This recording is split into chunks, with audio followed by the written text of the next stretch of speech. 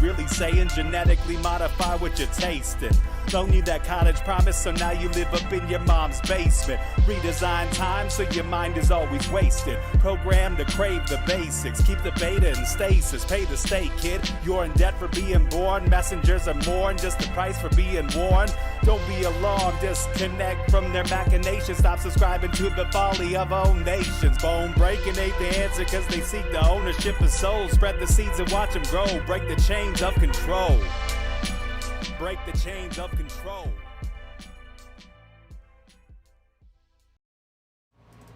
Sweet eternal balance of all that is good, true, and beautiful friends. Rogue Ways is so lucky to welcome back to the show again a woman who has empowered women everywhere to trust and love their bodies and the natural processes that make them beautiful in order to bring about ecstatic joy in this world, especially through the birthing of healthy babies. As if that weren't enough, she also holds energy on this plane to inspire and uplift the spiritual and natural connections that we all share with ourselves, with each other, and with nature. And she works to educate and transform our understanding of our relationship with electronics so that we may exist in better balance. All of this and more, Jeanice Barcelo does, and we are all better off for it. Jeanice, thank you so much for returning to Rogue Ways tonight. Lindsay, thank you so much for having me back and for that brilliant introduction. My honor. It's excellent. And we'll jump into things, but before we get started, I just like to remind listeners out there, if you're a fan of Rogue Ways and you want to see it keep going and you want to share value back where you've received value, please go consider subscribing at subscribestar.com/rogue-ways. And you can also go check out rogueways.org for more from me for free and get all kinds of goodies there. And then, Jeanice, I like to start with the pointless question of the episode, as we all know at this point. And so I was going to ask you, have you had any good dreams lately?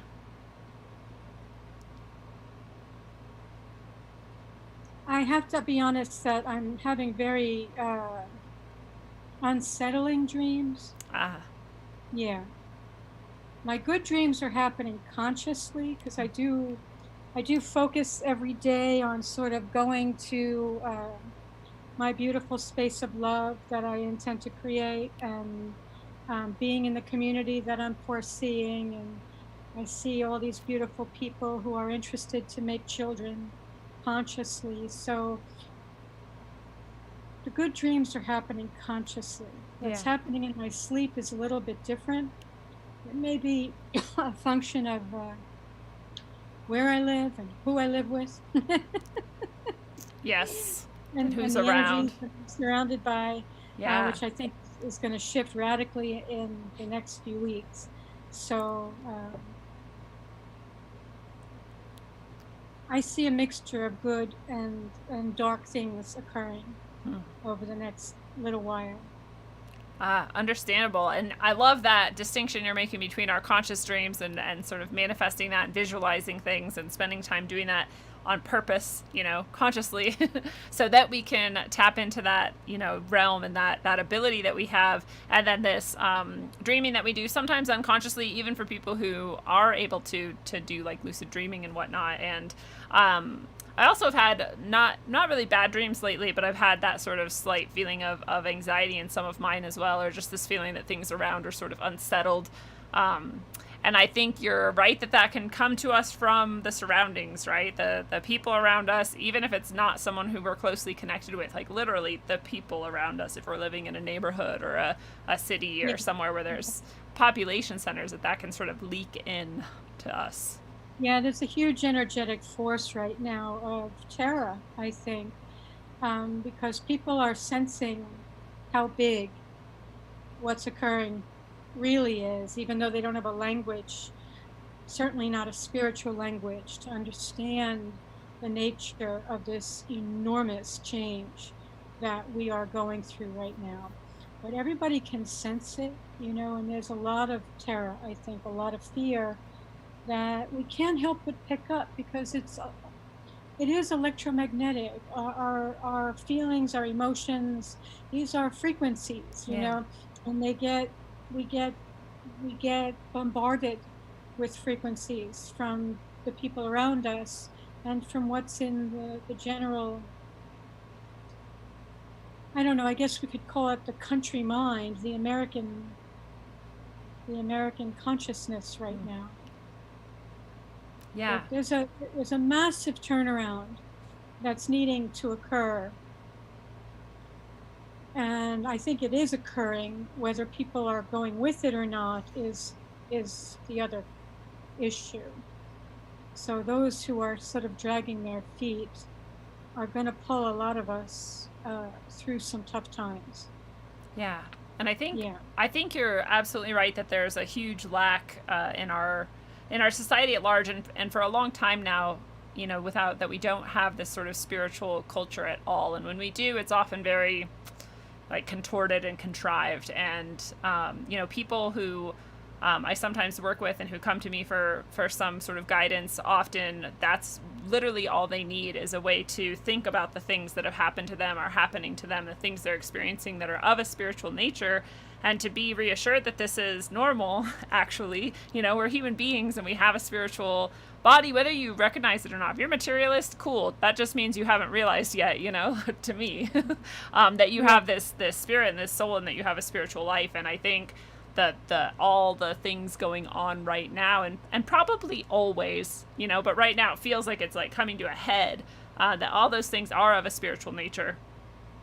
The whole experience in this realm is of a spiritual nature, but most people are very, very limited in their perspective in terms of thinking that they are the personality and that body that they're in, not understanding that the soul is inhabiting the body, and trying to guide the show. There's a lot of people that are not even connected to their souls anymore, you know, and this is because of the wireless interference. It's because of the pharmaceutical drugs, vaccines. It's because they're under hypnosis from the television, and because they've been so traumatized, you know. And the trauma, I've gone deep into the topic of trauma, right, which starts in the womb through the medical establishment, and the attempts that they make to get us to dissociate so that our spirit will leave the body. And then they can control the body, having an altered personality come in. I mean, this is the whole transgender, people taking on alter identities, you know, that are not the identity that they were born with at all. No. And I can't imagine the spiritual pain. Although in some ways I can, because for the first 35 years of my life, I had an alter identity, in the sense that I had no idea who I was. Yeah. I had no idea what my purpose on this earth was. I had no idea who God was, although I was raised as a Catholic, went to Catholic school and all this stuff. I mean, I had no idea of the truth of my nature or the nature of creation. I had taken on a personality that fit with the society and that fit with my parents' sort of demands upon me of what I needed to be lovable to them. You see, children do this constantly. Yes. By the age of 7, you can see much more spontaneity usually in children before the age of 7. Yeah. Sometime around 7, when they start going to school and all this stuff, you know, an alter personality takes over that is seeking to conform to a very, very sick society. Yeah, it's an understatement, really. That is extremely abusive toward the children. Yeah. And now, I mean, now it's even more so. Now that we're shoving them into schools in little boxes with face coverings and muzzles, and like, I can't even imagine. Someone asked me like, oh, would you go teach? And I have like a twofold, go back to teaching because I quit last year, and I have a twofold answer. Because one is, yes, I would go back because COVID doesn't scare me, and I don't care about this virus or whatever it supposedly is, you know, like it doesn't bother me at all. So yes, I would go back, but no, I wouldn't, because I would refuse to do it while muzzled, and I would refuse to make my students act like little robots. and not be human with one another. And I can't imagine the level of psychotic interference that they're going to experience, even more so than what you and I are already talking about, even more so than what you've been describing, for years. This is a whole new level of abuse. Yeah, I mean, I have to say, even when I walk around, if I have to go to the grocery store or something, and I see parents putting on masks on young children, 2, 3. They can't even And they're breathe. walking around with their cell phones, the mothers, their cell phones, they're irradiating their children. I mean, and I'm horrified. Everywhere I look, what's being done to the children, And I was just talking today with a friend, and we were talking about how, you can't get people sometimes to recognize the damage they've done or could do to their kids because they've already done some of it, and they can't deal with it. Because in our heart, we are spiritual beings, and in our hearts and our souls, we would never harm our children. We would die for them. We would die defending them and keeping them from being harmed. But once you've already given them a vaccine, and then you try to learn about the damages of vaccines, you have to block that out and disassociate, because you cannot think of yourself as someone who would harm your child, right? It adds this layer of even more disassociation. Yeah, and perhaps then the ability to inflict more abuse on the children. Yes. Yeah. Good point. I don't know what to say. I mean, people, if you and I can snap out of it and come out of mind control, others can as well. But it's looking like at the moment that it's going to take some real battering for them to wake up. Some shaking with the shoulders. Yeah, Just wake up. I mean, and also, I had a vision in my head of them being pummeled, just getting hammered with one crisis after another until they realize everything that they've believed is not right. Yeah. And everything that they've put their faith in is wrong, and they have contributed to evil. Yes. And they do it every day. And that they can know that and feel that if they can get back in touch with it and deal with the sort of pain that comes with that realization, that we flinch back from the pain and we try to hide from the pain. But in this case, and in every case I think of true healing, you have to rush into the pain and be like, okay, yeah, it hurts. Here I am hurting. All right, now what's next? Yeah, the healing has to happen, Healing has to happen, especially around the acknowledgement of what we've done to the children, what we've allowed to happen to our children and to ourselves. So true. Yeah, I mean, the spiritual dynamics of life are really critical for us to be talking about. I was having a conversation recently where a good friend, Claire Edwards, who you had on the show, she made a comment in her interview about how our consciousness is outside the body. Yeah. And I guess there's spiritual teachers, I don't know who it is, Deepak Chopra, I can't remember, who's teaching that consciousness is outside the body. And I thought to myself, no, that's not necessarily correct, because the body carries consciousness, it carries memory. Yeah. That's one thing. The other thing is our feelings are a direct channel to our soul. Amen. And so we could receive more information in a millisecond by paying attention to the sensations and the feelings in our body. And I just want to emphasize that for 100% of people listening, we're talking about you. You have this within you 100% of the time. So every single person has this. This is not something that anyone doesn't have. You might be disconnected from it. You might not understand how to, understand it or think about it or use it or whatever, but it's there, waiting. It's just a question of noticing what the body is experiencing. So, for example, you might meet somebody or encounter a situation where your guts get into a knot, right? And this is quite a strong sensation. And most people have the capacity to notice that I have a knot in my stomach right now as I'm talking to this person. So that is information right there. That's information number one. There's a power struggle going on. If it hits you right in your, let me see if I could, in this part of your body here, Yeah. okay, there's a power struggle going on. And you might be receiving information that the person you're talking to is not safe or not telling you the truth. And that's why we Or say has, things like trust your gut. yes, exactly. So all it requires in terms of beginning to consciously receive the information from our soul is to pay attention to the sensations in our body. Let me give you another example. A lot of people today are experiencing headaches, especially when talking on a cell phone. This is information for you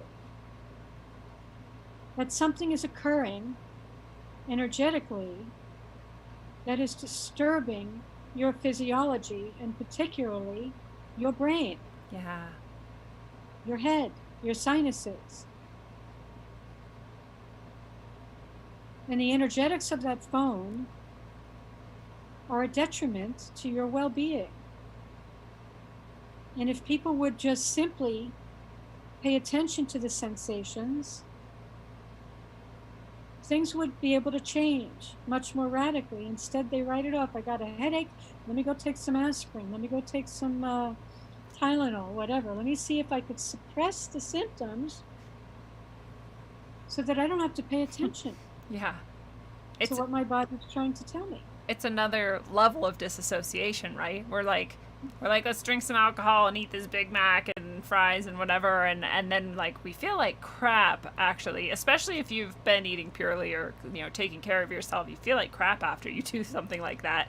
But if you keep doing it more, then the kind of crappy feeling like goes away a little bit. So then you feel better, and then you like after a while you don't even notice you feel like crap. And then if you stop all that stuff, you have to go through this like detox, and you have to feel like crap even more until you feel way, way better. And you didn't even realize how crappy you felt that whole time because this just like constant crap. It's like you disassociate from it. I don't know how else to explain it because you have those same feelings. They didn't change actually. You just didn't notice them for that time. And it's happening constantly that people are, I did this myself for many years, that people override what their body is trying to communicate to them. Yes. You know, I'll just give you one more example that years ago I had experienced severe birth trauma. And I had post-traumatic stress disorder. And whenever I would hear weed whackers or lawnmowers, that kind of technological clamor, my body would go into extreme distress. My heart would start racing and I would start sweating, and I would literally, it's kind of like a panic attack. Yeah. But it's a physiological response Yes. to the sound, which is traumatic. And I was working with affirmations at the time. So I was thinking, yes, I'm totally safe, trying to override. My body is screaming, these noises are not safe. Something in this machinery is harmful to your nervous system and to your physiology. And you should not be around this kind of technological energy. Yeah. Okay, this is harmful to you. That's what my body was trying to say. As your But friend. yes. And here I was with all my affirmations trying to override Good point. that information. Yeah. Really, what my body was saying was, please get me to a beach where I can listen to the ocean, or to the forest where I can listen to the sound of the birds or the wind, where I'm not listening and having to contend with this vibrational toxicity Yeah. and interference, and every aspect of this technological world is interference and toxic Yeah. to our well-being. Absolutely. And if we were able to step out of it for a minute and look at what it is, that the whole of the technological world has been superimposed over the real creation. Yeah. You see? Mm-hmm. And we have been conditioned to believe that this is normal. Yeah. And that this is Yes. progress. This is Yes. good. Yes, that we should be thinking of how many benefits we're receiving from existing in this very, very harmful energetic overlay Yes. of the divine. It's overlaid. It's Mhm. like It's an inversion. and it's so harmful. You know, become deep. Go ahead. well, I just remember learning at some point, I took like a class in college that was about slow time or something. I can't remember it fully, but I remember learning that actually, we were supposed to get all these devices and all this technology, and even we were talking about normal, not even like high tech things, but like lawnmowers, even the push blade mower, and like washing machines and vacuum cleaners and irons, and these were supposed to make our lives so much easier and save us so much time. And we're, look at us, we're progressing, we have all this time, we're going to someday have this life of ease where everyone can just not work very much and have all the things that we need. It's all beautiful, whatever.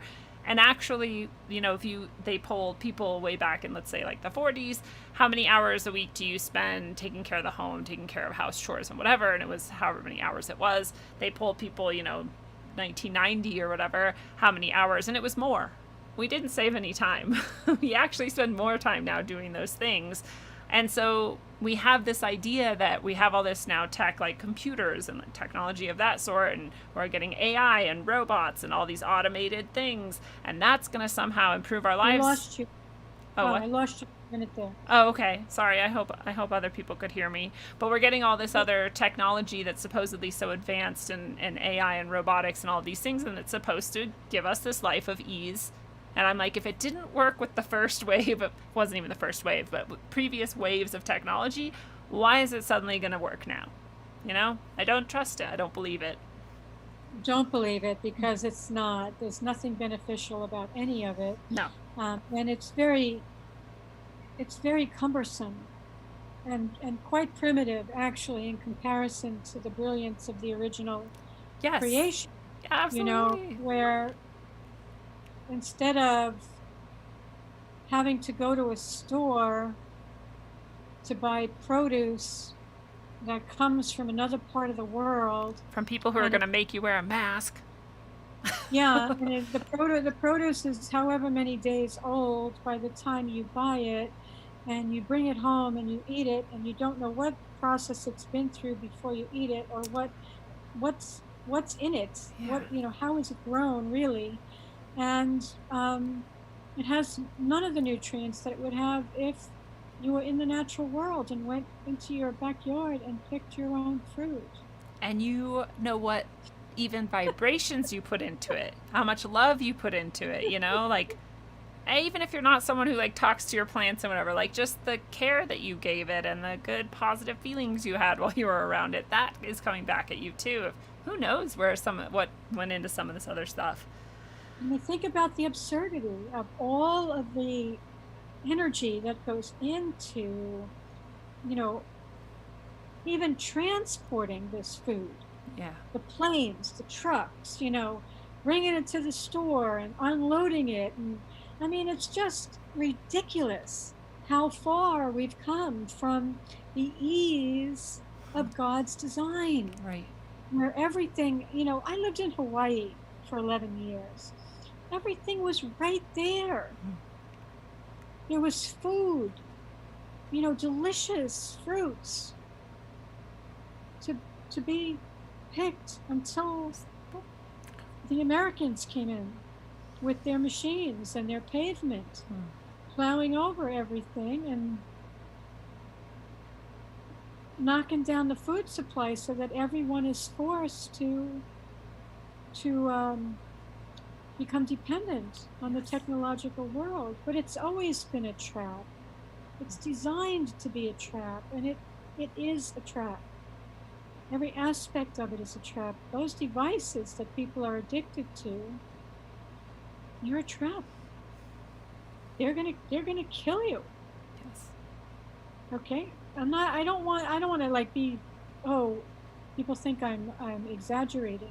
I'm not. No, I'm not. you're not. Phones are deadly. Yeah. Your Wi-Fi computer is deadly. It's deadly for your children especially. Yeah. There's no benefit to this shit. Okay? No, there's None. not. Zero. It's all an illusion of benefit, and we're so conditioned and trained and programmed into using all these things and being lulled into, this complacency by these things that we don't really imagine what it would be like without it. But if you've been out camping in the woods, actual camping, even that level, you still have some technology, you still have some comforts, whatever. You have a tent or whatever, and you've slept out in the woods for at least 3 nights or more. Like, the benefit of not being involved with all this shit. And if you could keep that going, then that's more fulfilling. It's better for your body, mind, and soul. Yeah. Yeah, there's no question about it. So we just have to sort of not just know this, but to seek a way to return to our pristine origins, to seek a life that is closer to the divine program, closer to nature. Living in cities is just so harmful. Yeah. And it's getting worse. And there's a big exodus, of course, now in California and New York. People are leaving. 500,000 people left New York City, between March and June. Go them. 500,000 people. The people that have the money are getting out. True. And the same thing's happening in California, in LA, in San Francisco. People are just abandoning the cities in droves. They're becoming violent, the cities, homeless, drugs, and everything's boarded up because of the riots. And it's not livable anymore. And I honestly think that they're easier to manipulate when we're living in these cities.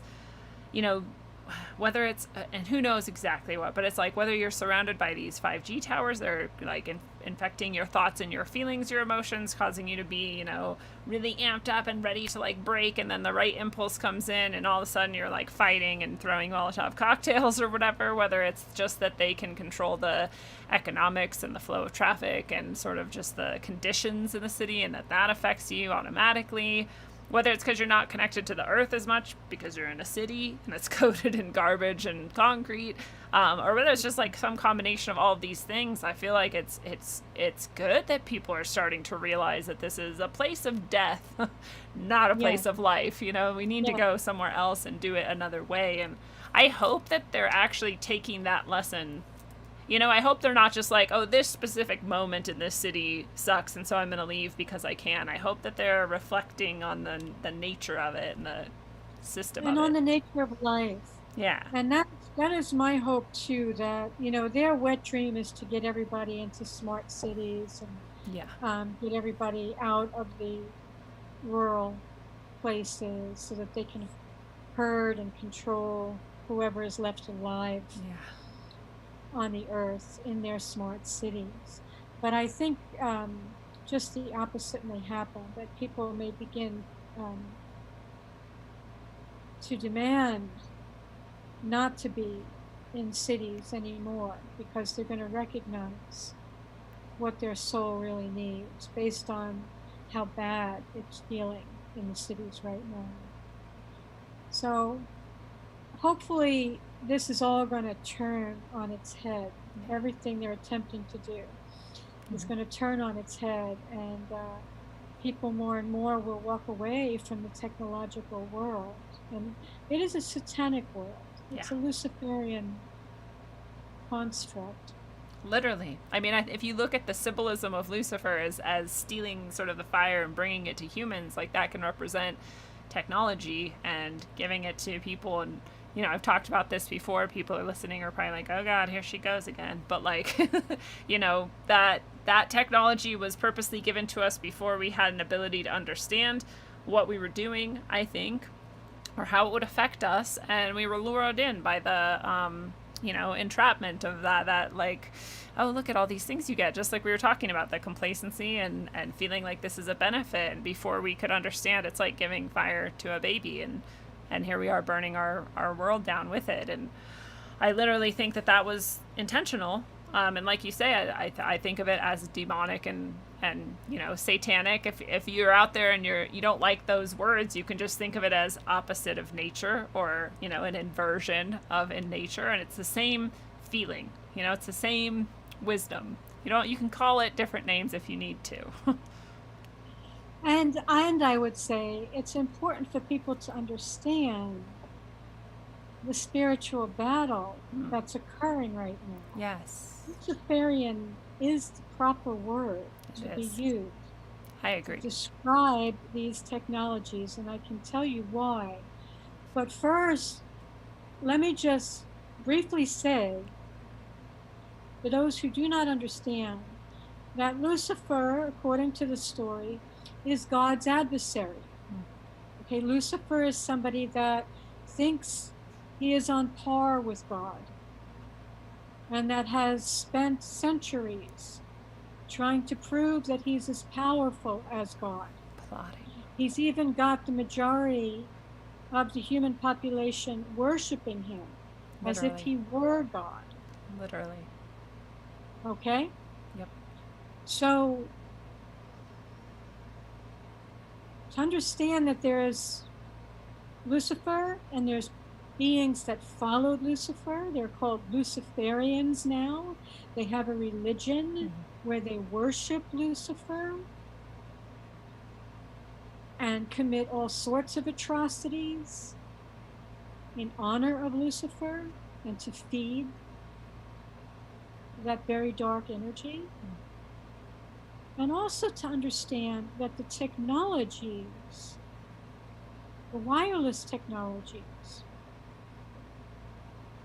are created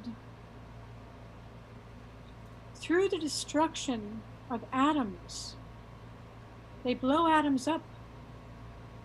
They smash them against metal targets. You know, and atoms are, think of atoms as the basic foundation for manifest reality. Yeah.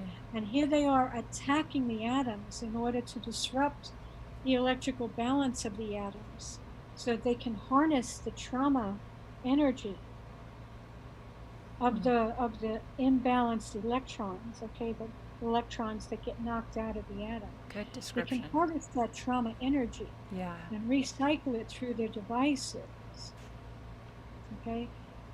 But that energy is 100% Luciferian because it is based on violence. Yeah.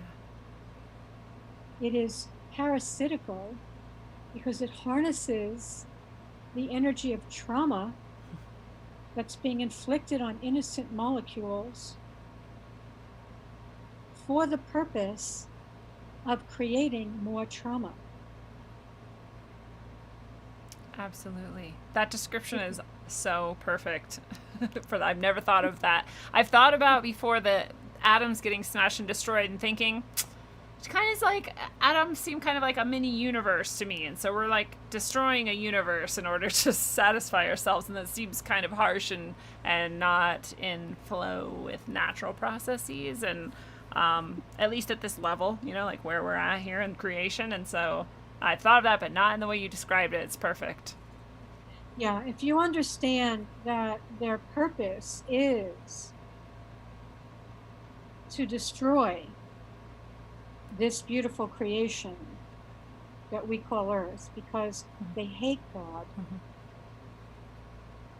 They hate us. They hate us. They hate us, especially the white race. Okay? And it is their purpose for existence to destroy what God created. Especially if they can do it by making us willingly turn against God, creation, nature, the way, and sort of like do that gleefully with emotion. Like that's their favorite way. They're vampires. You see, they feed off of the trauma. If you think about that the medical establishment has pulled off the notion of electroshock therapy. Therapy. Okay? Calling it therapy. That doesn't make it good. Torture. Yeah. All right. Complete torture. But that's what wireless is. It's electroshock torture. Yeah. You are being slowly electrocuted, just like the atoms. In ultrasound, what they do is they take a crystal and they put alternating currents on the crystal to electroshock torture the crystal. Wow. And the crystal starts to morph and deform. I know people out here right now are resonating with this because we have a lot of crystal lovers who recognize that crystals have this sort of intelligence and consciousness. Let me finish how deep this is. Yeah. Okay, so the crystal starts morphing and deforming, expanding and contracting in response to the electroshock torture. And as that's happening, of course, the atoms inside the crystals are also morphing and deforming. And the electrons that normally circulate around the nucleus, they have orbits around the nucleus of the atoms, get knocked out of their orbits. That's called non-ionizing radiation. Sometimes the electrons get knocked out of the atom entirely. That's called ionizing. And sometimes the nucleus is destroyed. That's called nuclear radiation. Wow. Okay? This is what's happening inside of the crystals that are being electroshock tortured. And as those electrons, the satanic scientists say the electrons are being liberated. Liberated. They're liberating the electrons from those God-given orbits, and then those electrons are harvested. You see? This is and that's how your ultrasound devices are working. And this is how your wireless devices are working. There's not crystals involved all the time. With ultrasound, they're working with quartz crystals. But think about this. With electroshock torture of humans, they're erasing memory. Okay, they can erase your memories with electroshock torture. Yeah. This is happening with the crystals. The crystals hold the memories of what's happened on our Earth. These crystals are incredible memory holders over millennia. They are living beings. Yes. They grow on a different scale, right? Magnificently orderly fashion over millennia. But they are growing living beings that contain information. And that information is being distorted through the creation of ultrasound. And the other thing is, as the crystals are morphing and deforming, see, they push and pull the air around them. And that's what creates the sonic, what they call acoustic radiation or ultrasound. It's the crystals morphing and deforming and screaming from the electroshock torture. That is ultrasound that people are hearing, and the medical establishment is saying, you have tinnitus. Yeah. No, you don't have tinnitus. You're hearing the microwave frequencies coming off the grid that are in the ultrasonic range. Okay? And you're hearing ultrasound because humans can hear this. Not all humans can hear it. But many, many humans can hear this, especially babies in the womb, because the watery environment Yeah. makes it extremely amplified. Children can hear it, young adults can hear it. That's why if you put one of these, they have these weapons that they can use to make young adults leave an area, because it blasts ultrasound in the area, and it makes the young adults, they can hear it, and it's so unsettling that they decide to leave. And as a tangent, that's how we know they want these riots to happen, because they could use those and disperse them in a moment, but they don't. No, they don't. They don't disperse them because their intention is to destroy America. Absolutely. And honestly, and to destroy every white Christian nation. Yes. That's why these, spontaneous BLM riots are happening all over the world. Yeah. Because BLM has chapters all over the world. BLM is run by the same cult that is creating the ultrasound, that is creating the money, that is running the pharmaceutical industry and the mainstream media and the United States government. Yes. And they're about to come out with a vaccine, which in Australia is now going to be mandated, and I'm sure they're going to try to bring that mandate here. And speaking of Lucifer, this vaccine is going to contain something called luciferase. Yeah, just conveniently luciferase. No big deal. Like, how did they even pretend to get away with this shit? It's crazy. Well, they'll tell you right out. There's, ingredients called luciferin and luciferase that are named after Lucifer, who is the overlord of the genetic modification process. Okay, with luciferase, they can actually, what this vaccine is going to do is, like, you could put this patch on your arm, and it has these little miniature needles that will create a tattoo in your arm.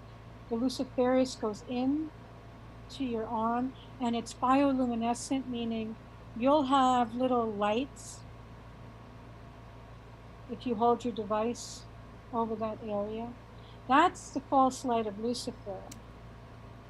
And that we can see through the luciferase. Guessing people are going to put it on their wrists or their foreheads. Yay, let's get that mark of the beast. Yeah. Okay, so yeah. The other thing is that light, what they call they say that Lucifer is the light bringer, right? If you think about nuclear radiation, and you listen to stories of soldiers that witnessed nuclear blasts during World War II or after World War II, they'll talk about a light. They were told to put their hands over their eyes, and even with their eyes closed, they saw their whole skeleton in that light of the nuclear blast. Ugh. So this is 100% satanic, obviously. That is a light of death. Yeah.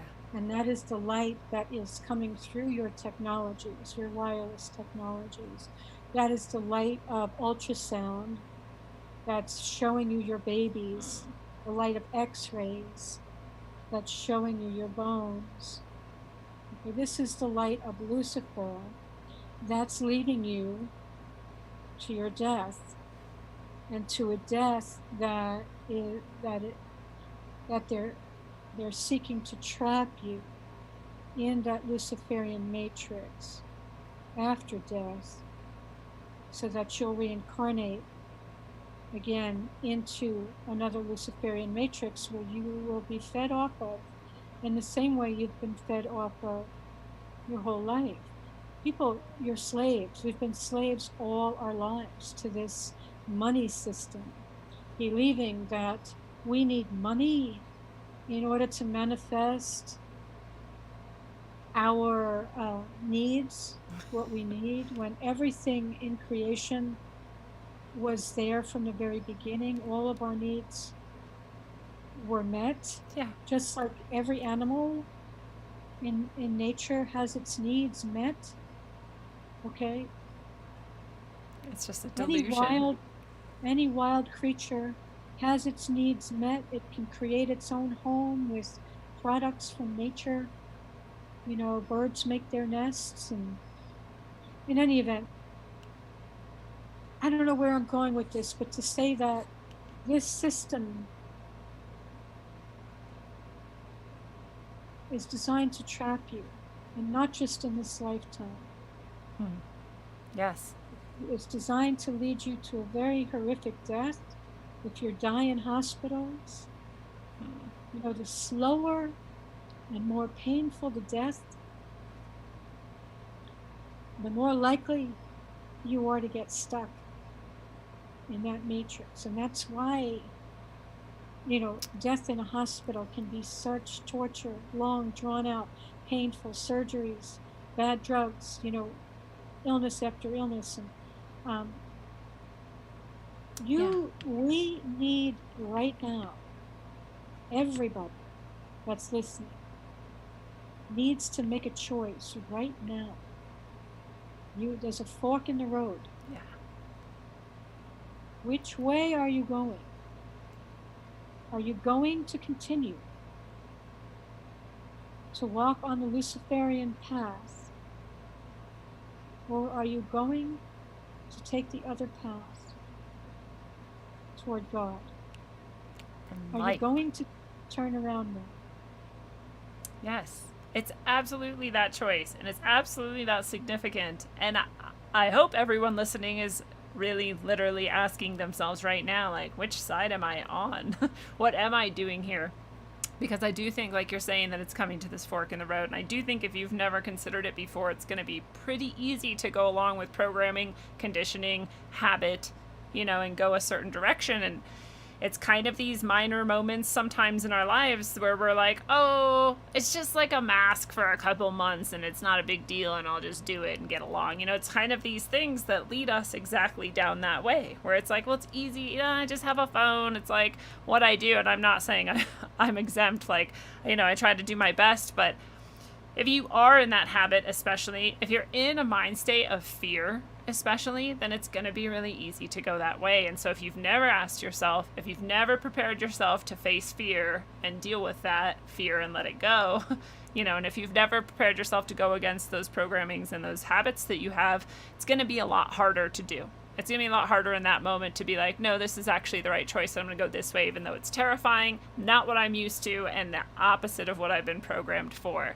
And I like your point about death, because I think about this a lot, and in our modern society, we have this kind of obsession and expectation that we should never have pain and we should never have suffering, and things hurt, life is hard sometimes, and there's always that balance that exists. You're not going to be pain free 100% of the time. And I think about the clarity that you need in order to even have a moment of conscious time in your waking life, and how difficult that is for almost everyone, because we are eating Big Macs, surrounded by phones and 5Gs, drinking beer, all this stuff that we're polluting ourselves with.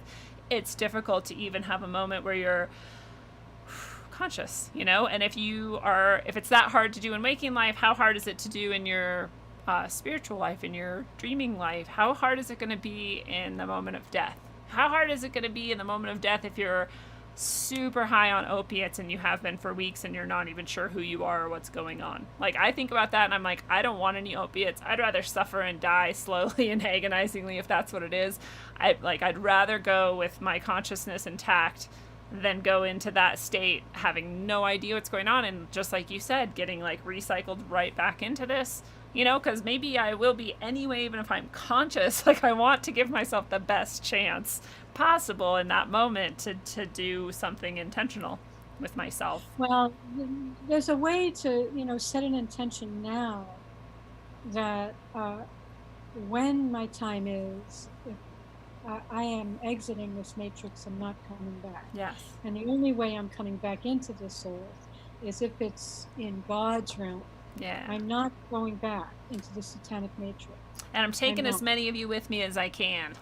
Yeah, yeah. You see, let me make a suggestion for people, okay, who are sort of new to the spiritual path, okay? Just ask to understand God. Say to God, put the Bible aside, all of it. Yeah. Use your heart. All of that. that you've been taught, and really ask the Creator from your heart, I want to know you, I want to understand you, and I want to experience the good. Please show me. Please show me. Yes. Now, you may have a lot of beliefs about God, especially if you're a biblically oriented person.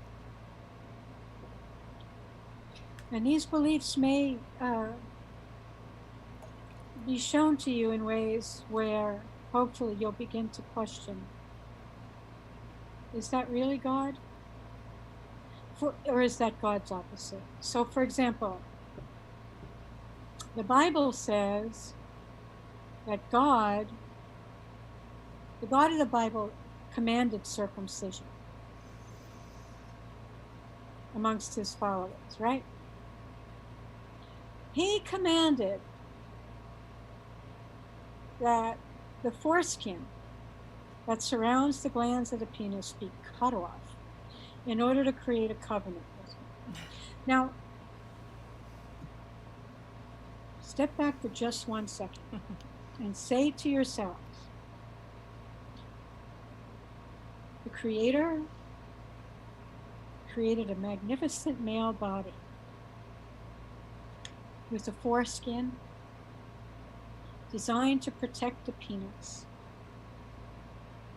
Did we talk about this last time? We did. And you taught me something amazing, and I have forgotten exactly what it was. But I remember it blew my mind.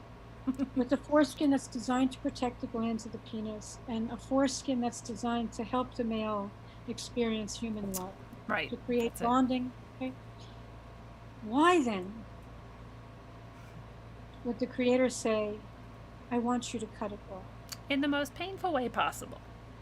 And to an infant, to a newborn infant. God. Okay. So anybody who can step out of the mind control for just a minute would be able to say that makes zero sense, that the Creator would put that beautiful thing there and then command people to take it off, creating such immense pain and torture for the most vulnerable of his creations that only the Creator's adversary would demand such a thing. Yeah. All right? Think of it logically. Right. Yes. Just think, try to be logical in your thinking. And there's numerous examples of this in the Bible. The presentation of God in the Bible is horrific. It is horrific. This is a God that commands human sacrifice, tells people to sacrifice their firstborn children to him, to sacrifice animals to him, that enjoys the scent of burning flesh. Yeah, that's and so blood. weird. This is a God that, tells his followers to steal other people's land and take their women and children as booty, to leave alive nothing that breathes. It's not the God I know. My friends, please understand that this is the most malevolent mind control to try to get people away from the Creator. Yes. To try to make sure nobody understands the Creator. Or themselves. All it takes, or our place in creation. But all it takes is one look at the face of an innocent animal, or a beautiful bird, or a baby that's not been traumatized, and to feel the purity and the goodness there, to know God. Yes. And that's, All it, we can bring that right back to that thing we were talking about earlier, where 100% of people out there can feel that if they want to. If they take a moment to sit and think about it, picture it, imagine it, and feel where they're physically feeling this emotion, this feeling, you can feel good and you can feel bad. You can tell the difference between wrong and right because you can see it and you can feel it in your body. You can know that as truth without any doubt. Exactly, especially if what you're experiencing makes you feel true joy. Yes. And this is physiological experience. You can feel the expansiveness inside your body when you're feeling true joy. Absolutely. Then you're on to something and that what you're experiencing is correct. I had an experience the other day. So I have a little garden in my backyard that I take delight in. And I walked outside the other day and one of the big sunflowers had opened right on the side and was smiling at me. And then there was all these other flowers in the garden. And beyond that is a shed. And from in back of the shed, another sunflower, somehow a huge sunflower was growing back there in back of the shed.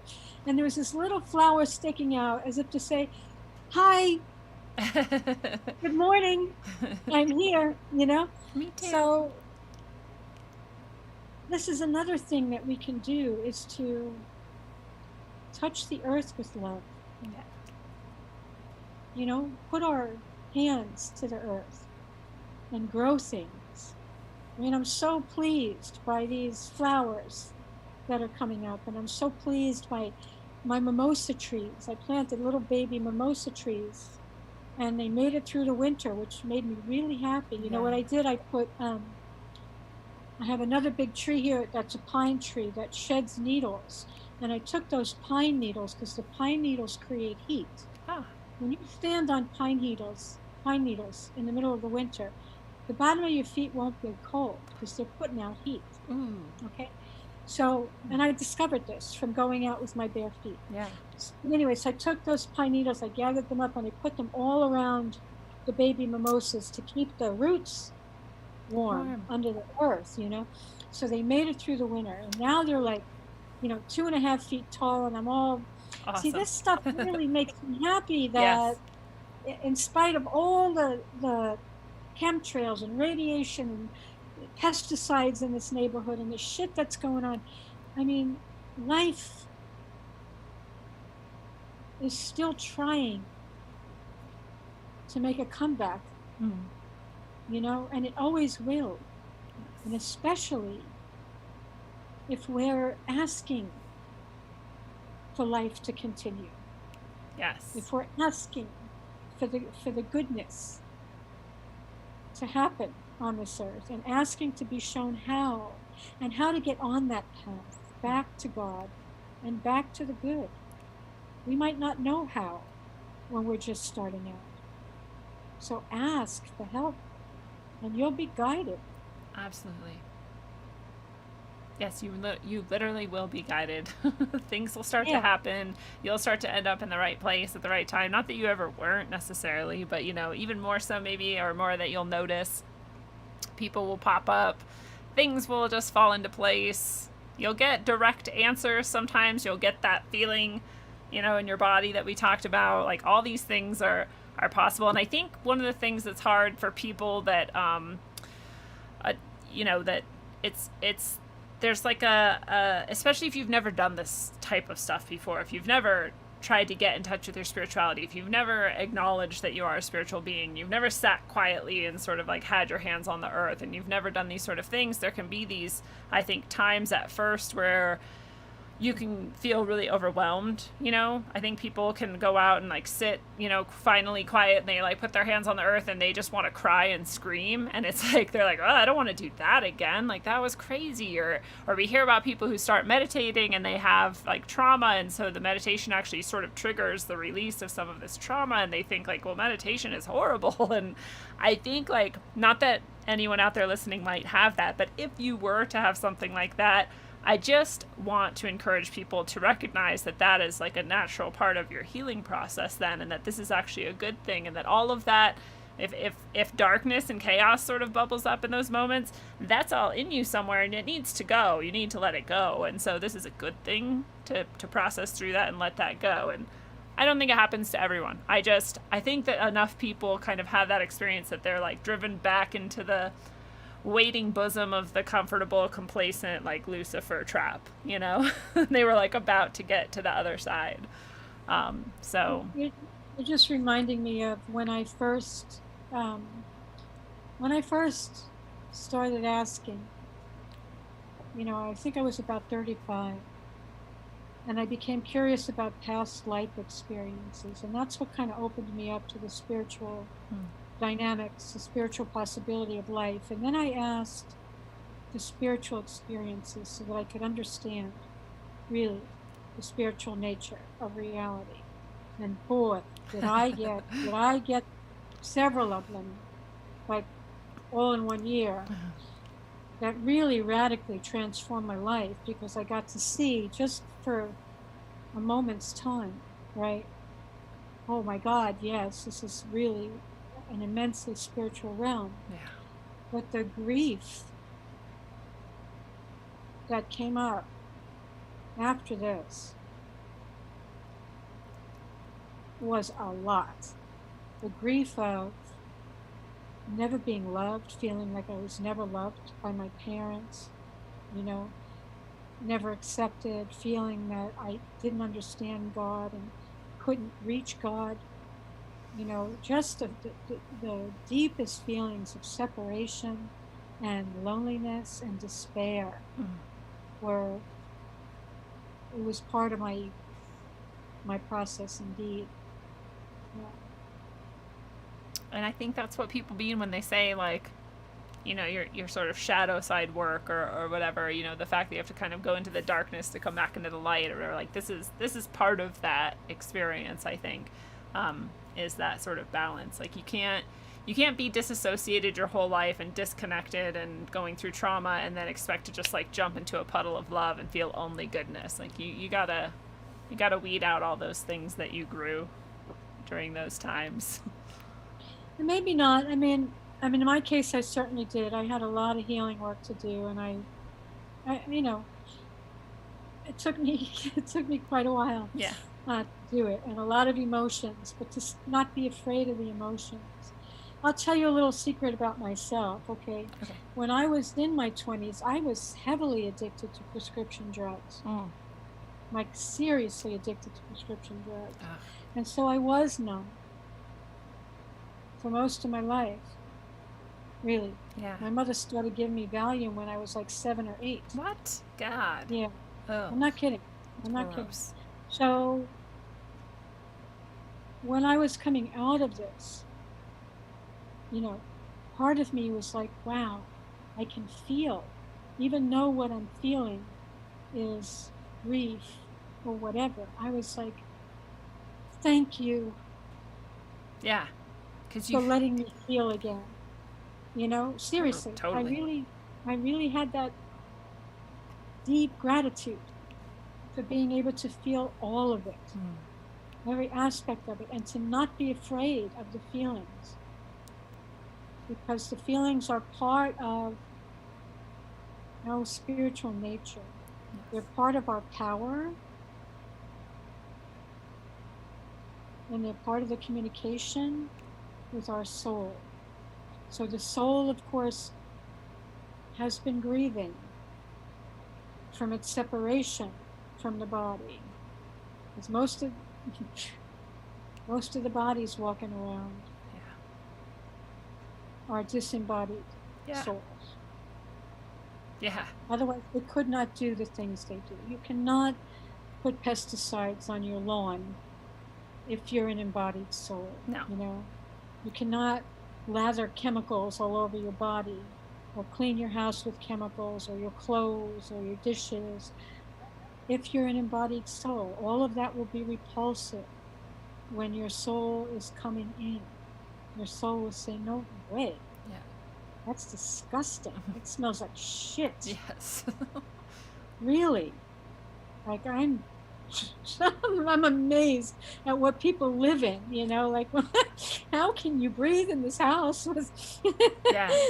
You got like Yankee candles everywhere, and you're spraying yourself with perfume, and your hair's got like whatever, and your makeup on your Yes. face. I'm like, ugh, Your sorry. hairspray, and your nail polish, and your nail polish remover, and your, oh my God, people, get a get a grip.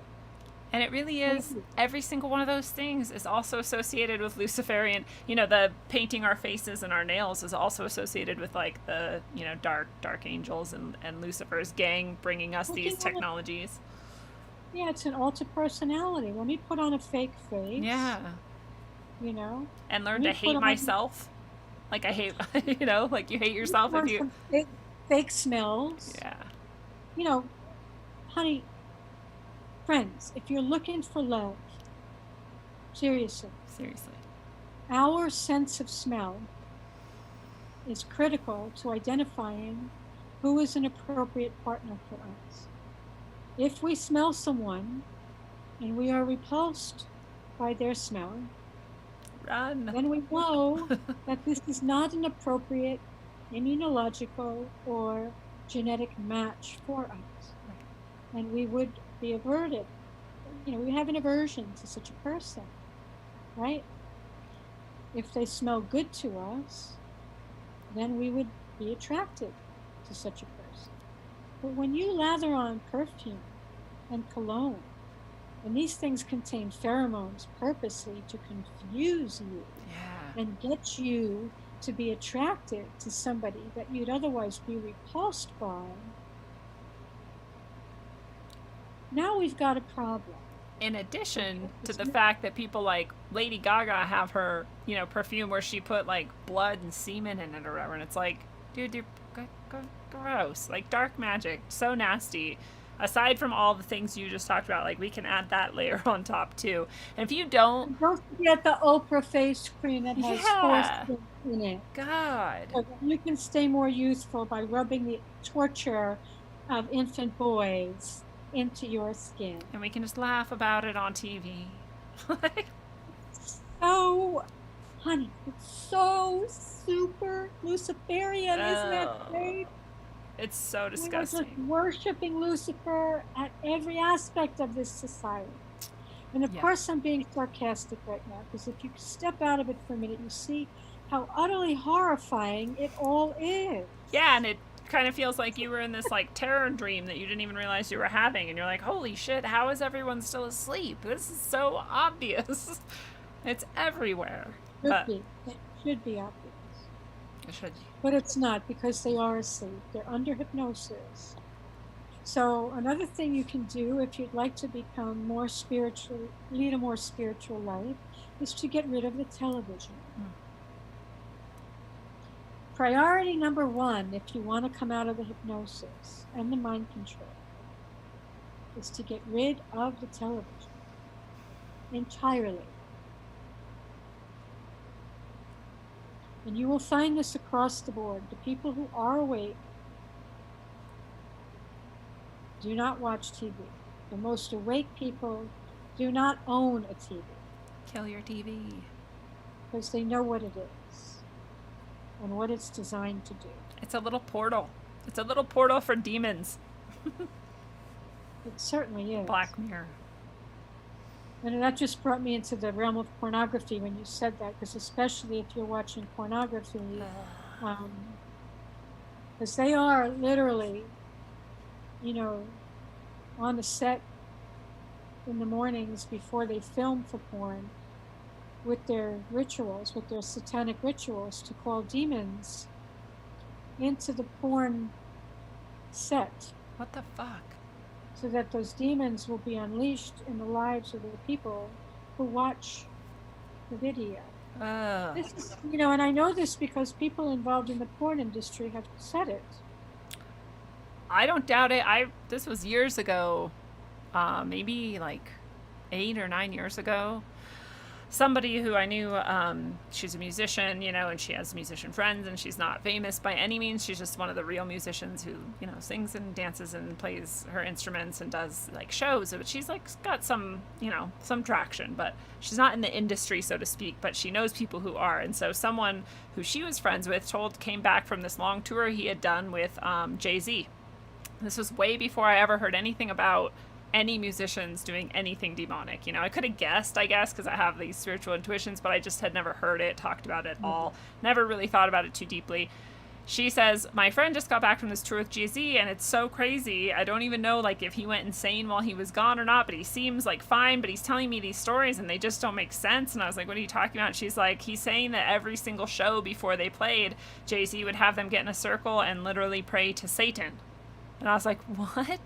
And she's like, yeah, I think he went insane. And I'm like, I don't know. I mean, if he seems normal, maybe he actually prayed to Satan. And she's like, yeah, well, why would Jay-Z do that? Like, and I'm now years later, of course, I'm like, that's what happened. Like, that person saw that and took part in it. I don't know how you could take part in it. I mean, tell people good, but how did you actually do it that whole time? You know, even if you don't believe in all this stuff, you like that person does in your, I don't know. So yeah, I think that it's a pretty normal practice in those realms. And of course, I've never thought about it specifically. I could have guessed, but to do it on a pornography stage, you know, gross. Well, you know, what they call sexuality is a portal for the creation of life. And they've taken it into the realm of pleasure only, right? And out of the realm of life creation, so that we're at the point where we're murdering our own children because we want to have pleasure,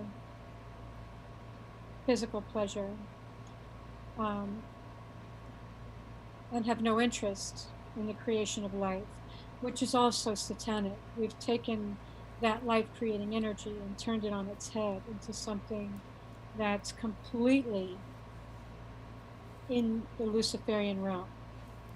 Luciferians are all about orgies, sexual pleasure, murdering children, literally doing their rituals, which abortion is a satanic ritual. I just read an article where the Satanic Church is arguing that abortion is a satanic ritual and should be therefore protected under the law. It's a religious ritual according to Satanism. Wow. Yeah. That's just like the most direct you could ever get. I've never heard them claim it so directly. They have done this now. That's disgusting. You know, that's one of the biggest pieces for us is I did a talk on pornography in 2016 at the Free Your Mind conference. And this is on YouTube. It's also on my website. But in any event, you should watch the talk so that you understand how they have gotten us to focus on the orgasm as if the orgasm is what's going to bring us fulfillment and a life filled with joy. Yeah. When what's really happening is relationships are not loving.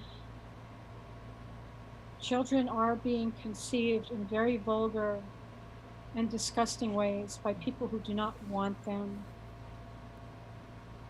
They're being murdered. They're being raised by single parents. There's fatherless children. Okay.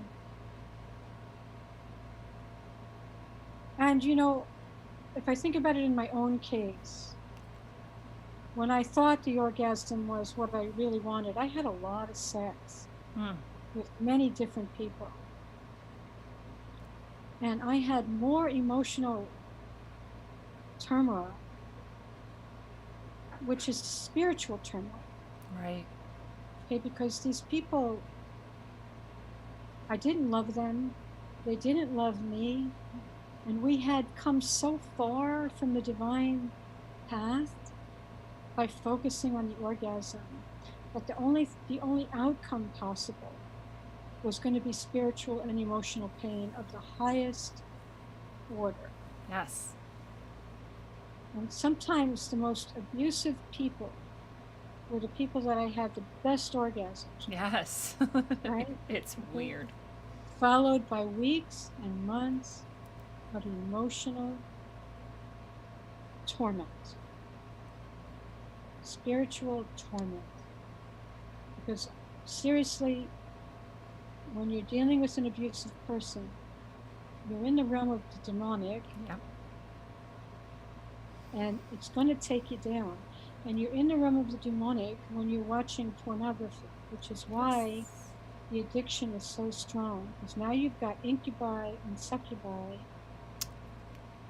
hanging around you. Feeding off that. Yes, indeed. And always saying to you, come back. Come back in. Come back to me. You know? And that's once you're,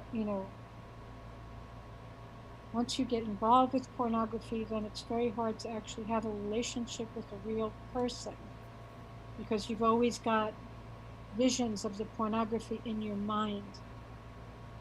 The images are very powerful, and you see these images as you're banging somebody else, right?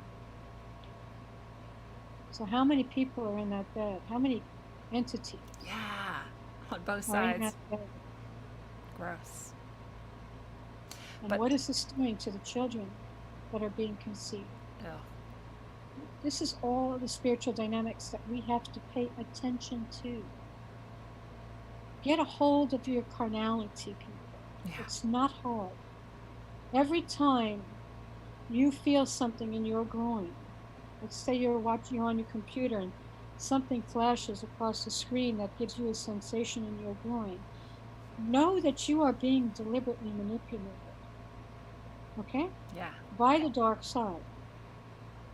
And you have the choice. You could say, fuck off. Yeah. I'm And not going to let you control me. you can ask for help. Oh, Just like we were saying earlier, that you can ask for clarity and you can ask to know God and you can ask for guidance. You can ask for help to be free of that as well, to be protected from that and have a barrier. And you Yeah. can do that. and you also have control to say, fuck off. Yeah. I'm not going to let you. If something like that happens now and I feel a sensation in my groin, that's exactly what I do. I say, fuck off, demon. Get out of here. You're not controlling me. Not a chance. I'm done with all your shit. I don't want any part. I'm on God's path, and I'm sticking with it, because I know it's the path of the good. And I know it's the path that'll lead me to love. Yes. This other path is going to lead me to hell. Yeah. No thanks. A living hell Exactly. as well, before you die. Exactly. Yeah. That's what I mean. Exactly. A And living hell. I love that this is coming from you, because as you explained, it's not like you are a prude. It's not like you were growing up and you've adopted this stance of like people shouldn't have sex and like feeling, pleasure is bad or those things. It's like you're coming from a stance of truly understanding the entirety of human experience, I think. I'm coming from a stance of truly having walked through the darkness of sexuality. I was in my 40s. I thought of myself as a sexual priestess. Okay? And I was doing erotic body work for a living. Wow. So I facilitated multiple sexual experiences, thinking that I was doing sexual healing work. Yeah. Wow. And then finally, when I started to break out of it, I said, you know what, Jeanice, man, some of these guys are married and they keep coming back to you, and you are not healing anything. This is an addiction, and it could break up their union. It's like I had to really money hand over fist, Yeah. And I had to walk away. Good for you. Oh my God, but it's so hard. It was very hard. None of my path has been easy. Yeah. None of it. I've had, but I've walked it. I know what people are going through.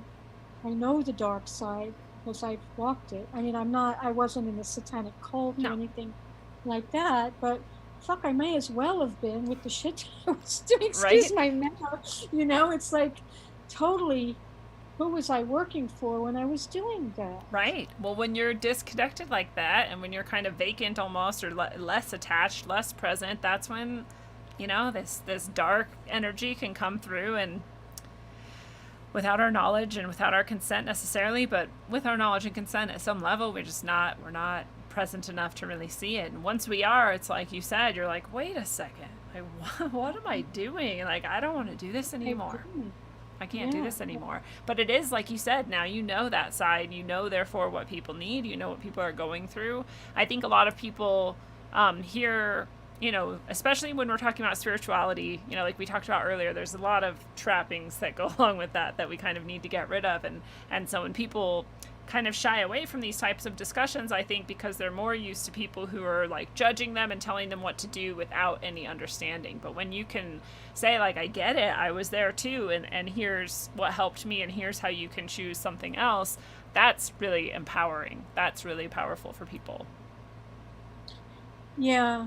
I mean, having walked through the shadow, also when I teach about birth trauma, trust me when I say I've walked it.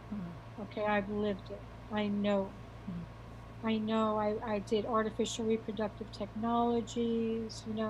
I had an abortion when I was told that my baby was deformed. I've done it.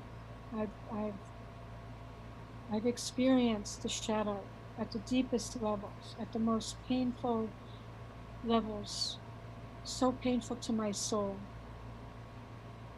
Still when I think about it, it's so painful to the soul.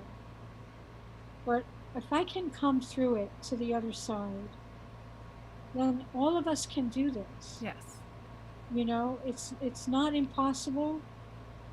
It may not be without emotional pain to do this, because we're carrying such wounding that needs to be brought into consciousness so that it can heal and transform. Yes.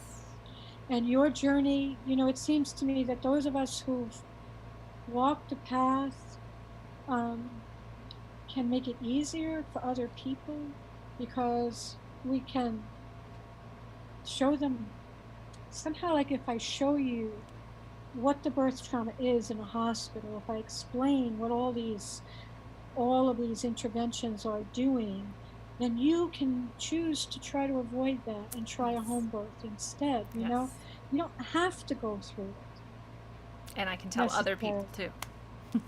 Yeah.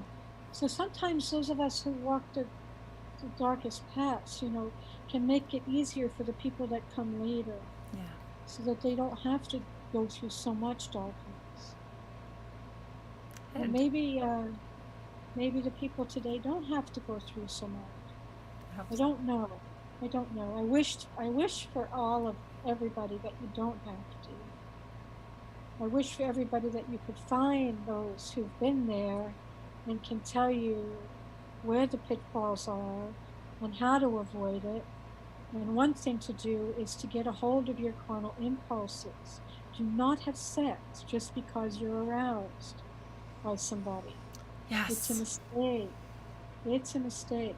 There's a big difference between somebody that is sexually arousing to you and somebody that can open your heart, that can allow you to feel safe, that can allow you to feel nurtured, hugs, trust, nurture, just petting, comforts, it's very different. Very different. Completely different energy. We don't have any examples of that in our life, We don't see that anywhere. It's You can foreign. feel it in your body. You can Right. feel it in your body if it's lust. Yes. You know, because lust is the kind of energy that it'll keep you up all night. You know, it's really like the vibration is very fast and unsettling, and you'll be thinking about the person, you know, Yeah. like you gotta have sex with this person type of thing. It's very different than love, Yeah. because love is like, wow, I just want to like be around this person, I just and want to be near them. Yeah. I want to hug this person, and I want to hold this person's hand, and I want to look in this person's eyes, and I want to hug this person more. Do you know what I mean? Yeah. And it's not about sex. It's not at all about sex. All right, what sex is just ridiculously small Yes. compared to love. Because when you have love and you decide, yeah, this is it, man. I love this person. This person loves me. And I want to bring this love into eternity through the creation of life. And then you bring your bodies together. Now something massive and big and forever is going to happen that you will never experience unless you have love and a desire to bring forth life. So let's get the priorities in order here. What do we really want? I think enduring human love. Yeah. Yes. Wouldn't it be good to like really focus on, yeah, I want to create a truly enduring union, happy family, you know, healthy, happy children, living in a beautiful place on this earth that I could put my hands on and love and create beauty all around me for myself and my family, that I can talk to God through this place and through these children that I create in the image of God, because I'm creating them in love instead of lust. And I can finally know God through this such a simple heart's desire. Orgasm is shit. It is shit. It is fleeting, it is incomplete, and it will leave you coming up feeling shortchanged almost every single time. It's almost similar to what we were talking about when we were saying, you know, if you're eating all this crap all the time, you're drinking all the time, and then you're like trying to get healthy, it might be like really weird and like even have some pain attached to it or whatever for a while, but then you feel so good. You're like, how did I ever not feel like this? Like, this is all that really matters. This is the best. I don't want to go back to anything else. And it's almost that same sort of switch, right? You're like addicted to this. It's like fleeting. It like kind of leaves you feeling trashy and weird afterwards and not fulfilled. And then if you can get to that point where you do find someone who you're genuinely connecting to in actual love and care, and you know that feeling and that connection, you're like, why did I ever want anything else? Why did I think I wanted anything else? I don't think there's anyone who actually wants anything else. I think we're just so far from source and from connecting with that we, again, are trapped in this illusion. And we're just taught that this is what we want. It does, you know, it feels good for that moment. It feels good for that second or whatever. And Yeah, then I'm it's just gone. reminded of a song that was out years ago. She wears high heels, I wear sneakers. She's cheer captain, and I'm on the bleachers, thinking about the day when you wake up and find that what you're looking for has been here the whole time. So she's got this relationship with this young man, and they're amazing friends. In the song, they listen to the same music, you know, they like the same things. And he doesn't see her as a possible partner because he's been conditioned to think that the cheerleader, the cheer captain, the one that wears high heels, you know, that's what he's supposed to have as a trophy, some kind of creature that looks good. hanging on his arm. She might be an empty shell of a human being with whom he has nothing in common. Yeah. And he'll never be happy. Right. It's But empty. that's what our society has taught him he should want. Yeah, I think what we think we want in our heads, our checklist of things that we want. I had this therapist who taught me, you don't go seeking people based on this checklist. Like, you go seeking people, you don't even seek people really, but if you're going to, at the very least, judge them by how you feel when you're around them. Don't judge them by this list of checklists you have in your mind of like, he needs to have this kind of a job and he needs to like look like this and be this tall and like da. Like, none of that matters. None of it matters. And if we are attached to that, I think like that song, maybe you can like look right past the person who maybe would have been the most fulfilling. Whereas if you're going off that emotion, how do you feel when you're in connection with this person? You can't really go wrong with that. If you're really in touch with that feeling, you cannot go wrong with that. That's really well said. How do you feel when you're around this person? Do you feel safe? Yeah. Priority number one. Right. Do you feel like you can trust this person? Do you have common goals, visions, likes? Can you build a strong friendship with this person? Especially if you're going to spend the rest of your life with somebody, you want to have a strong friendship with this person. Yeah. You want to enjoy their presence, their company. I mean, you want them to be attractive to you too. Yeah. Okay, but you'll find that when somebody is really good and you feel love, and you'll feel it because it's quite physiological, love is. Absolutely. The whole heart center will expand and your whole being feels a sense of well-being when you actually experience love. Mm-hmm. It's very, very big. It's enormous. So you'll know it. And this is the type of thing that can bind people together. Yes, is love. So let's seek that instead of the orgasm. Yes. Forget the orgasm. It's just so pointless. And watch my porn talk. I have a double DVD set on it also on my website, Pornography and the Deliberate Manipulation of Human Sexuality. Awesome. But if anybody's interested, you can email me at Jeanice Barcelo at yahoo.com. I'll send you the link to the talk, the link to my double DVD set, and you can learn how you've been manipulated. Yes. And then we can break it. Yes. We don't have to stay in it. And ask for help if you need that. And this is the biggest thing of all, I think, is the sex piece. Because creating life in a conscious way, in love, is what will bring us a good life. And especially if we create life and say to the Creator, we're doing this with you. We want to bring a being onto this earth that will contribute to the fulfillment of human love and to the fulfillment of the divine dream. So then the child that gets created is part you, part your beloved, and part the Creator. That's the Trinity. 3 energies. Yeah. 3 energies merged into one. You're just...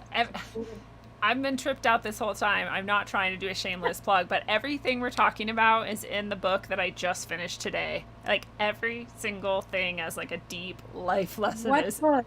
I just finished it today. It's a sequel to my previous novel, Sine Curve of Aeons, and I just finally finished it. It's called Earth, A Trough in Time, and I was going to wait until Thursday to announce it because that's the day that it can become available to people. But like everything we're talking about is just deeply embedded in the story and the whole point of the novel. So I'm like, that even just then when you said the Trinity and 3 combined into 1, I'm like, this is, I don't know. If somebody read the book and then listened to this interview, they'd be like, dude, did they plan this? And no, this is just the messages that are coming through right now.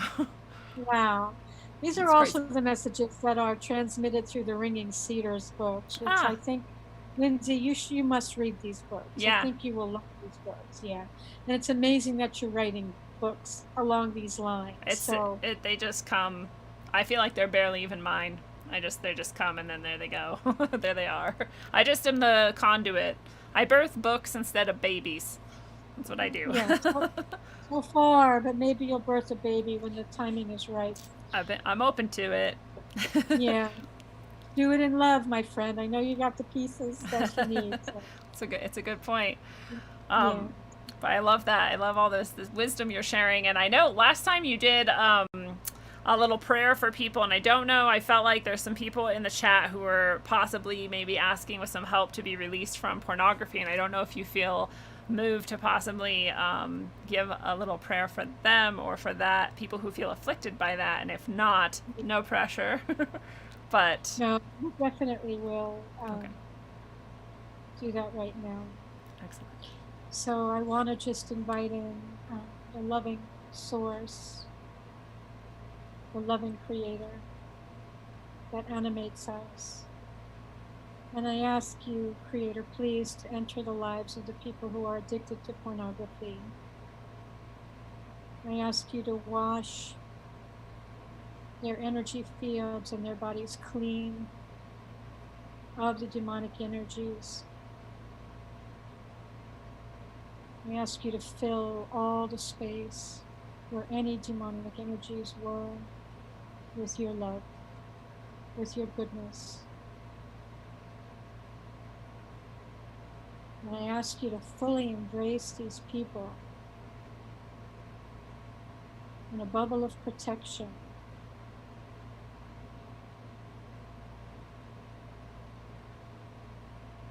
Such that if a demonic force tries to get in,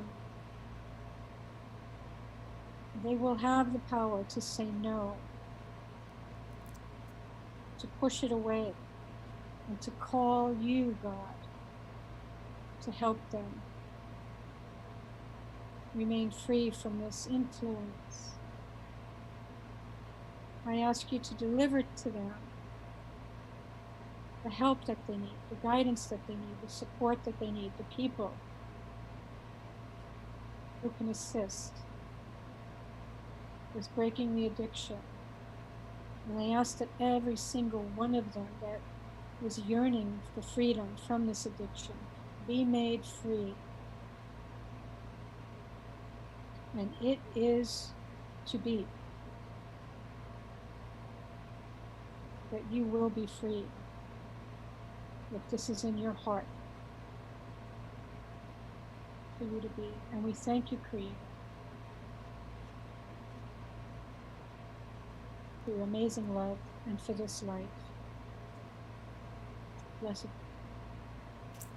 So much goodness. Thank you so much. I felt that in my heart. I hope that people out there listening felt that as well, especially people who feel like this is something that they're struggling with. And just know that that power can course through you. You can access it any time, especially if you ask and you're open to it.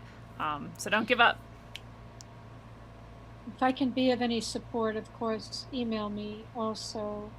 And it might help to watch the talk or to get the DVD set, so that sometimes when we have a conscious understanding of really the whole manipulation that's gone on and what they're doing with the porn, that even furthers our resolve to Yes. keep it out of our lives. And it's like that action, just taking the action of acquiring it, taking the action of watching it and engaging with it consciously. I mean, those things are reinforcing this idea that you're going to remove that from yourself rather and be And if going you have it away. in your heart if you have it in your heart that you want to break free from the addiction, it's going to happen. Yeah. If you ask for God's help. Absolutely. Okay, it's going to happen. Just trust the process and let yourself be guided. Yes, I love it. Well, Yeah. I want to ask you a few more things, and one is there anything else that was on your mind that you wanted to bring up tonight before we close things down? Nothing's coming immediately up that needs to be said in addition to what I've said so far. feels like we've covered a lot. We did a lot, yeah.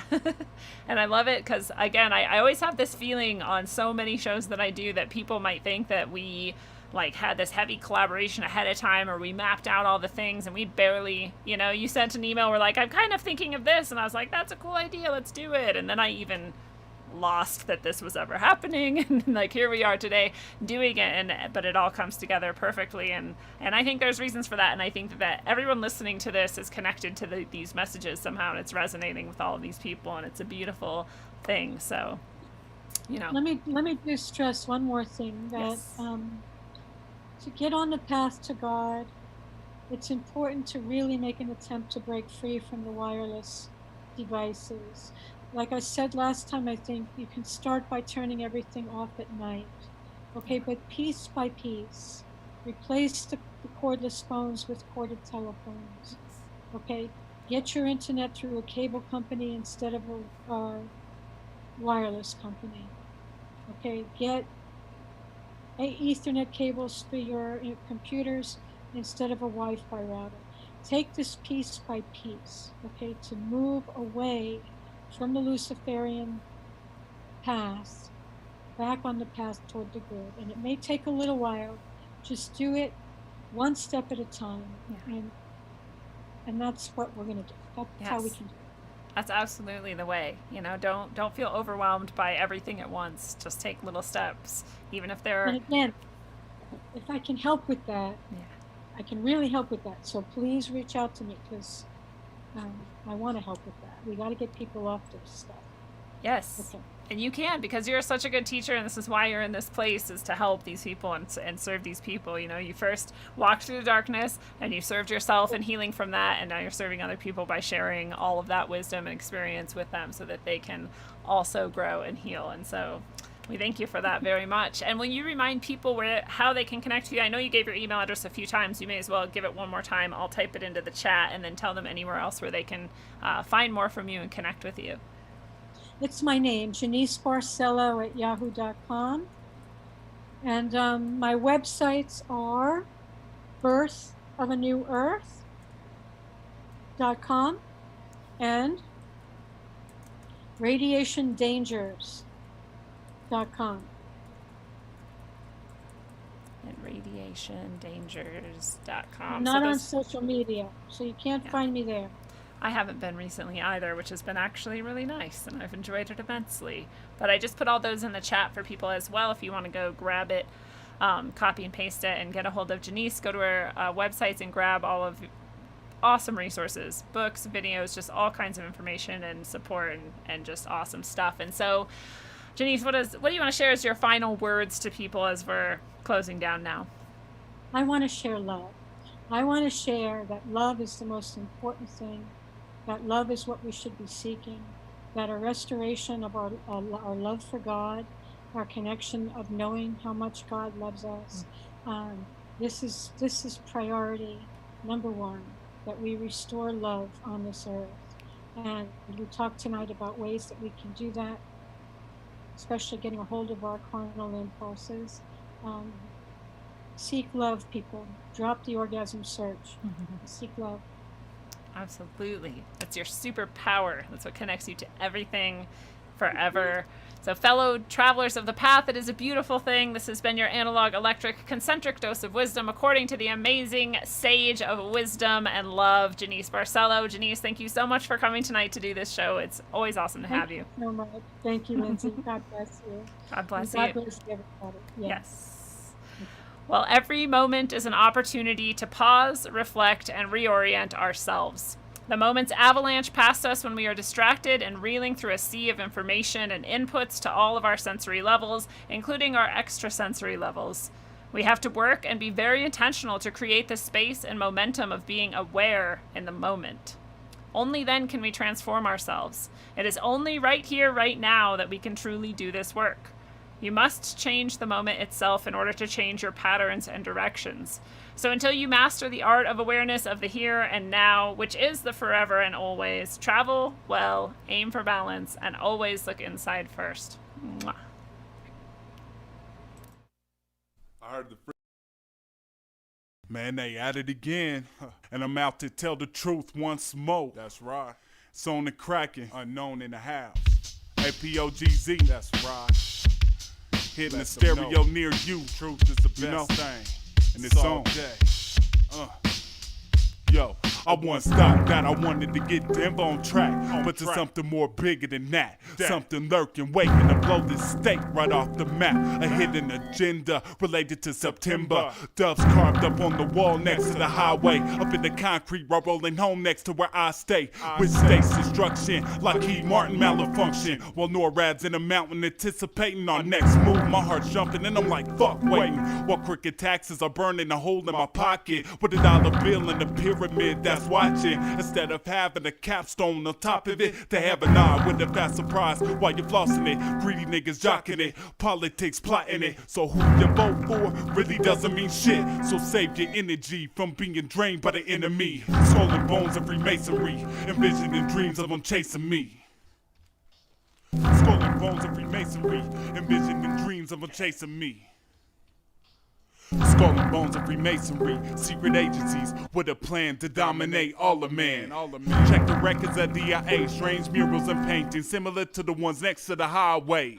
With pyramids and flames underneath them looking like they're about to fly away. I can't be tripping, but it sounds like I'm on acid. Most people slipping, taken below DIA held captive in the near future, where they won't hesitate to reinstate new laws for a bigger cause. I'm talking about established civilian concentration camps, introducing the military's labor programs. Expand your mind just a little bit, forget the little shit before you witness the belittlement of your people. Expand your mind just a little bit, forget the little shit before you witness the belittlement of your people. Feds ain't stretching the truth, the script that he's spitting is true. Pay attention to what's going on or it might happen to you. When it's happening too, cellular communication monitor, behavior studied and controlled through chemicals bombing nerves. Thomas Word or Jesus ain't got anything to do with the religious cynic, where experiments cage and lace in terms of accepting limits. Things they can't explain in the sky when I'm in the Rockies. Chakra systems limited due to the voltage overhead pop. Mind control victims, slap clips and machine guns for recess. FCC will help us speak less, manipulate us through weak feel right non-fiction with the CIA trying to kill me filthy. Talking about the underground facility at DIA, no one feels that place laced with hints. Notice whenever I return home, black sun references in a new world Masonic capstone. Croy and Area 51 workers to build, and I don't mean to rant. In the face of an emergency, it doubles as a FEMA camp. Reaction solution trickery repeated through history. NORAD's listening in using technology, tracking where you piss. I might be paranoid or just facing the fact. Better watch what you say, it's another day under the Patriot Act.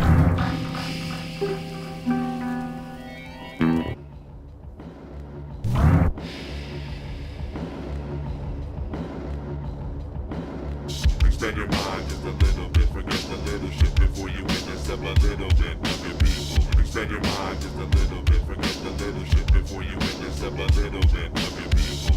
The idea